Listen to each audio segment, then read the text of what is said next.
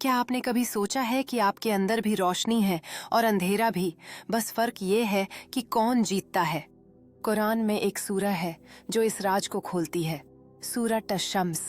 अल्लाह ने फरमाया है, कद अफलह मन झक्काहा व कद खाब मन दस्साहा, यानी कामयाब वह है जिसने अपने नफ्स को पाक कर लिया और नाकाम वह जिसने उसे गुनाहों में दफना दिया।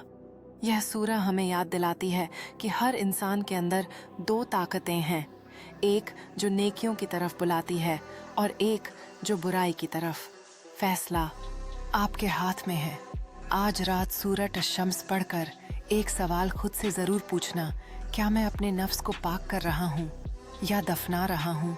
1 मिनट का यह गौर शायद आपकी ज़िंदगी बदल दे।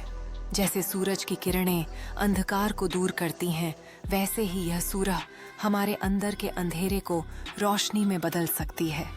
जब हम अपने नफ्स की सफाई करते हैं तो हमें खुद के वास्तविक स्वरूप का एहसास होता है।